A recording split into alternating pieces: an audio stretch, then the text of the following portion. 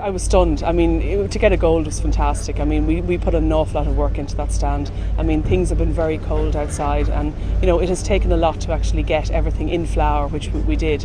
But I mean, to win Best in Show, it's our first time.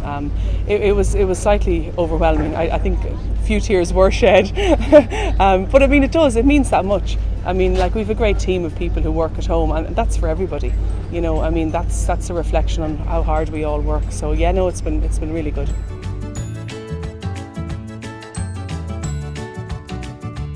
Well, I mean, the making of the display really starts next week, which I know sounds absolutely mad, but you sit down in the nursery and you go through what was selling, what was looking well, you go around the gardens, you see what was trending, and then you start growing. And I mean, that's the long process. Like, we would supply plants into Jane McCorkle's garden, and like that process would start like next week, in the next week or so. So you start planning then, like, plants take a year to grow. So I mean, you have to, but you can make wrong decisions and you can think, oh, something is going to be fabulous and it's not.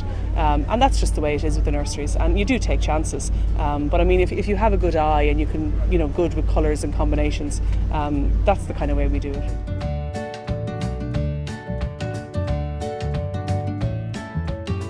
I think the real thing about Bloom is the interaction people use between the show gardens and what they see in the show gardens, and then being able to walk around and actually buy the plants in the nurseries.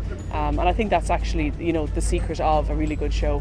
The layouts of the different gardens, they actually can take something from that, and they mightn't like do the whole lot, but they can say, oh, I'd love to have that in my garden, and then they can walk around the plant mall, the plant village, over to the Floral Marquee, and they can actually get the plants. And I think that's actually the best thing about Bloom.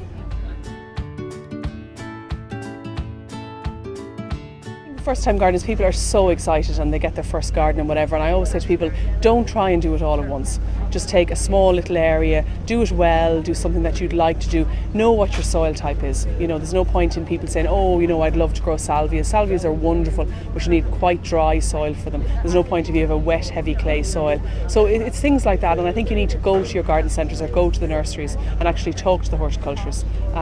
Bring pictures with you, say what you have, and take it from there, because I mean, an awful lot of things, people buy impulse buy, which is great and it's lovely, but the problem is if you only go to a certain number of shows of that in the year, your garden is actually only in flower for 6 or 8 weeks of the year.